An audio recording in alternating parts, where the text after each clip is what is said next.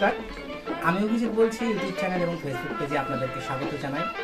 আজকে আমাদের সঙ্গে যাকে পেয়েছি তিনি যাত্রা জগতের কিংবদন্তি আলোকচিত্র শিল্পী রবি দাসের স্ত্রী স্বপ্না দাস মহাশয়া। তো ম্যাডামের কাছ থেকে আমরা শুনে নেব রবি দাসের যাত্রার সঙ্গে যুক্ত কর্মজীবনের বিভিন্ন জানা অজানা কথা এবং আলোকচিত্র শিল্পী রবি দাসের সম্পর্কে কিছু কথা। তো আপনাকে নমস্কার জানাই। আপনাকে যে আমি পেয়েছি এই জন্য খুব আমার ভালো লাগছে।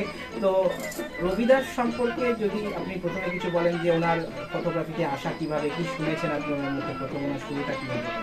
ওর খুব শখ ছিল যে ফটোগ্রাফি করে বড় হবে, তখন ওই জন্য ফটোগ্রাফি শিখতে শুরু করেছিল মিলেন অধিকারীর কাছে। ওখান থেকে তারপরে সমস্ত অফিস ক্লাবে আগে সব ছবি তুলতো। অফিস ক্লাবের যে থিয়েটার হতো, যে থিয়েটারগুলো হলেতে হতো বছরে একবার করে, বড় বড় ব্যাংক অফিস, সেইখান থেকেই শুরু করেছিল। আচ্ছা আচ্ছা। সেইখান থেকে করতে করতে তারপর এই যাত্রা জগতের সঙ্গে যুক্ত হয়ে। তাও মোটামুটি ফটোগ্রাফি এটা কবে থেকে শুরু করেছেন, আপনার কি মনে পড়ে আনুমানিক কত সালে? হ্যাঁ, ওই রকমই 65 যেটা বললাম না। আচ্ছা, 1965 থেকে ফটোগ্রাফির সঙ্গে যুক্ত হয়ে যায়। আর ওই মিরেন বাবু যার কথা বল, মিরেন অধিকারী, উনি ওনার গুরু ফটোগ্রাফি। হ্যাঁ, ফটোগ্রাফিতে ওনার কি স্টুডিও ছিল, ওখানে উনি কাজ করতেন? হ্যাঁ হ্যাঁ, ওনার স্টুডিওতেই কাজ করতো। উনি হাতে ধরে ওনাকে শিখিয়েছিলেন কিভাবে কিভাবে ছবি তোলা যায়, রানিং ফটো সব কিছু। রানিং এইটাই ছবি তোলার জন্য ওনার একটা আলাদা ইয়ে ছিল, আলাদা ইমেজ ছিল। রানিং ছবি তোলার ক্ষেত্রে আলাদা ইমেজ ছিল একটা। আচ্ছা।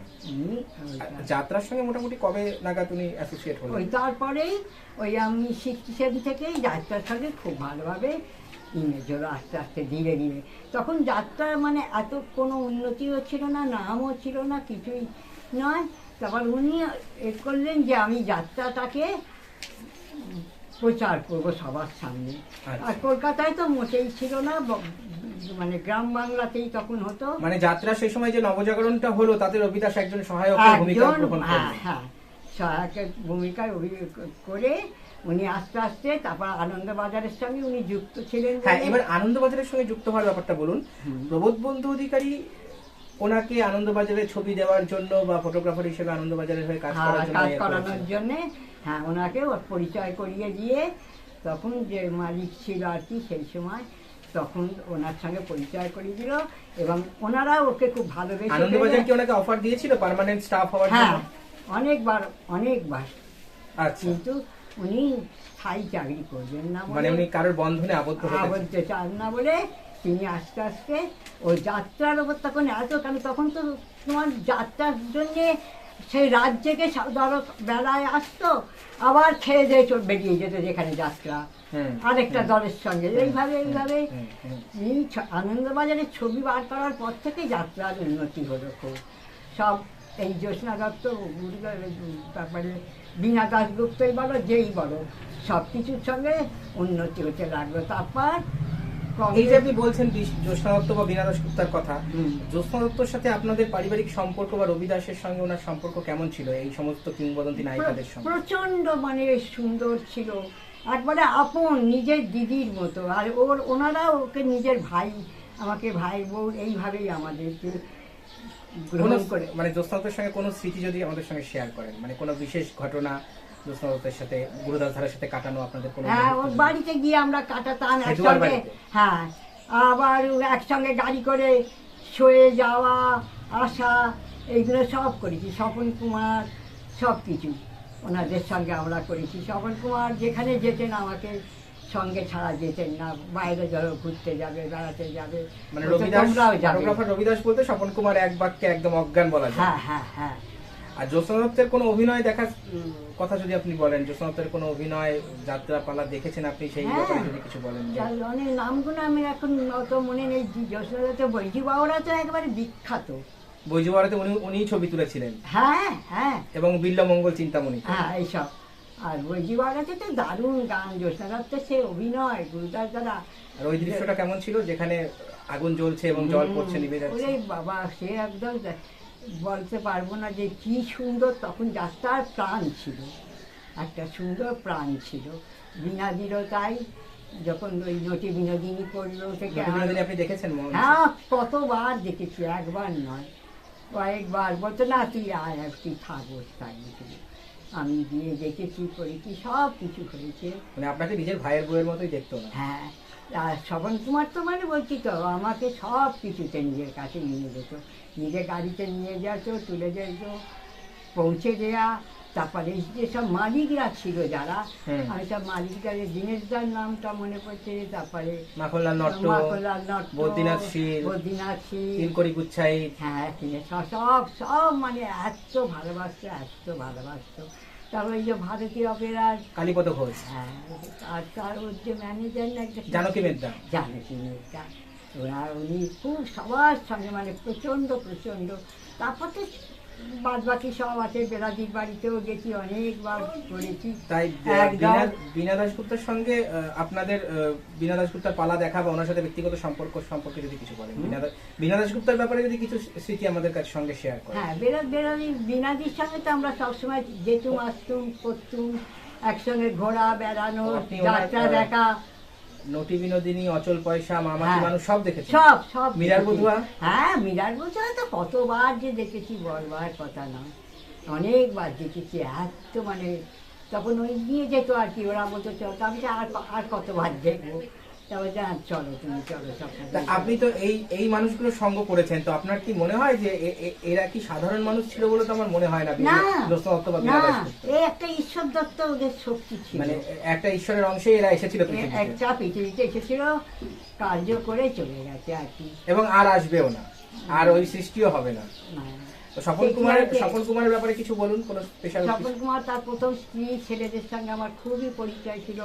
প্রত্যেকটা জন্মদিনে আমি গেছি, ছেলের বিয়ে, সব কিছু মানে তুমি দাঁড়িয়ে থাকবে, সব করবে, দেখবে, এইরকম ব্যাপার ছিল।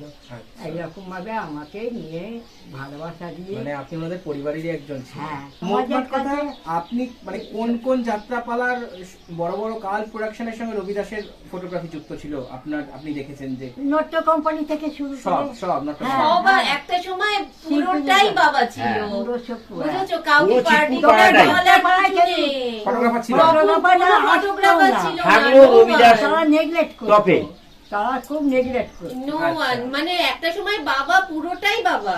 মানে রবি দাস পুরোটাই মানে বাবা। যাত্রার ছবি মানে রবি হ্যাঁ, দাস। হ্যাঁ। একদম একদম একদম সে এটাই বড় ছিল। একটা থেকে সময় ছোট অন্তত দল তো তাই ছিল, কেউ আমি বড় থেকে ছোট কোনো দল।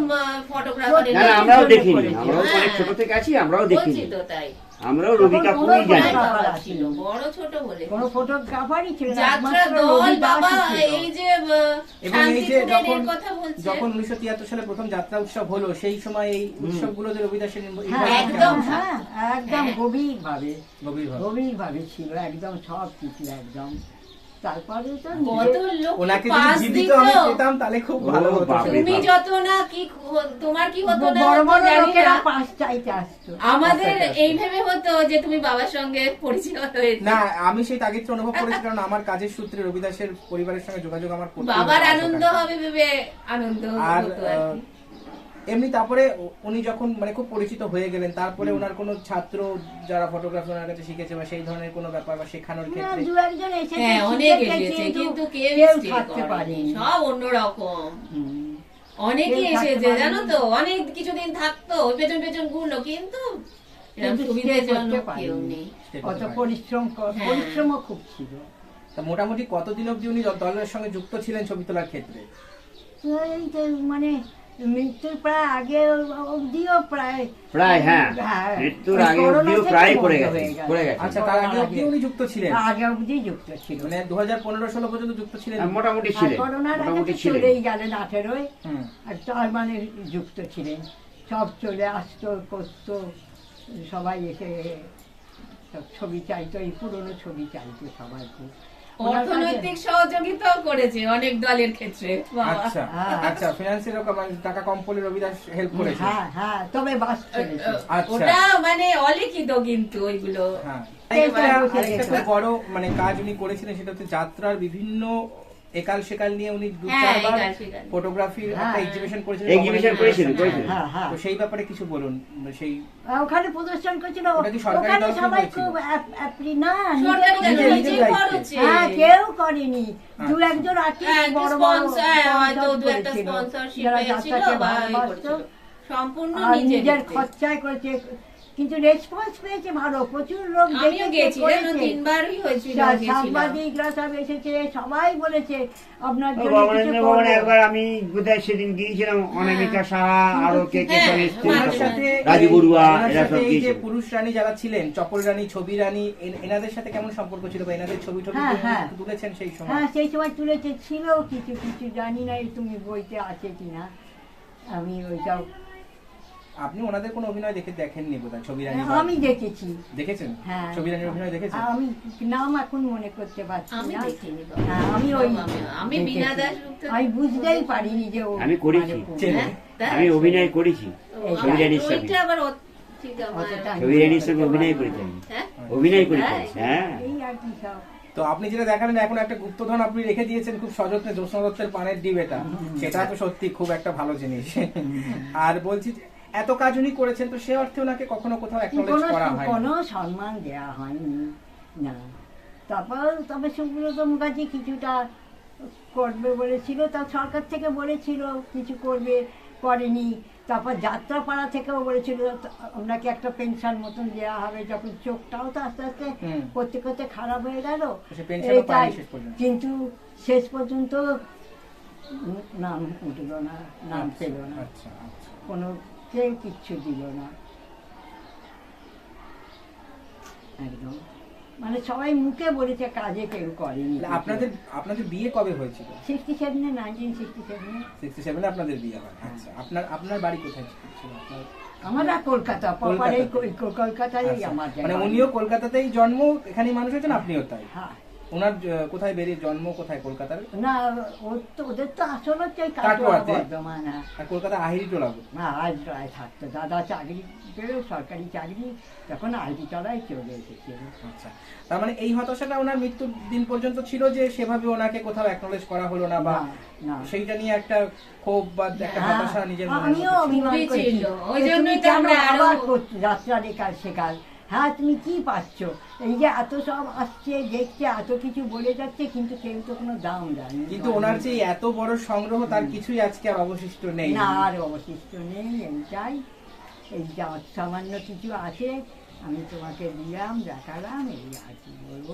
সেই অরিজিনাল ফটোগ্রাফ গুলো ইয়ে করতে পারলে খুবই ভালো হতো। তবে আজকে যদি উনি বেঁচে থাকতেন, যে কি হ্যাঁ, বেঁচে- খুশি হতেন, সে তো অবশ্যই। আমি সেইটা বলতে চাইছি। সে উনি যেখানে আছেন সেখান থেকেই খুশি হচ্ছেন, সেই খুশিটা হ্যাঁ। নিয়ে আমাকে যেতে হবে। আর হ্যাঁ। এমনি মারা গেছেন 2018 সালে মারা গেছেন। হ্যাঁ, হ্যাঁ। কি মানে 16ই জুলাই বললাম। আচ্ছা, কি অসুস্থ ছিলেন? হ্যাঁ, হার্ট ফেল হয়ে গেল, হার্ট fail হয়ে গেল। এই ওনার এক ছেলে, আপনার এক ছেলে? এক মেয়ে, আচ্ছা, এই সঙ্গে তোমার পরিচয়ই হলো। হ্যাঁ, পরিচয় তো হলো। তো যাই হোক, এই স্বল্প সময় আপনার কাছে আমি যেটুকু যে আমি ফোনে আপনার সঙ্গে কথা বলবো, আমি তো ফোন নাম্বার নিয়েই যাব। হ্যাঁ, তো আজকে আমরা কথা বললাম যাত্রা জগতের কিংবদন্তি আলোকচিত্র শিল্পী শ্রী রবি দাসের পত্নী স্বপ্না দাস মহাশয়ের সঙ্গে। তো ওনার সাথে আলাপচারিতায় যাত্রা জগতের অনেক কথাই উনি বললেন, অনেক কিছু স্মৃতি আজকের দিনে ঝাপসা হয়ে গেছে। তো অনেক হতাশা নিয়ে চলে গেছেন কিংবদন্তি আলোকচিত্র শিল্পী রবি দাস। তো সেই ওনার সাথে আলোকচারিতায় সেই সমস্ত কথাই আমরা জানলাম। তো আপনাকে অসংখ্য ধন্যবাদ জানাই যে আপনার আমাকে সময় দিলেন, আপনার কাছ থেকে এত কথা আমি জানতে পারলাম। তো আজকের মতন আমরা এখানেই শেষ করছি। আজকে আমাদের সঙ্গে ছিলেন আলোকচিত্র শিল্পী রবি দাসের স্ত্রী স্বপ্না দাস মহাশয়া। ওনাকে অনেক অনেক ধন্যবাদ এবং প্রণাম। ভালো থাকবেন। Thank you.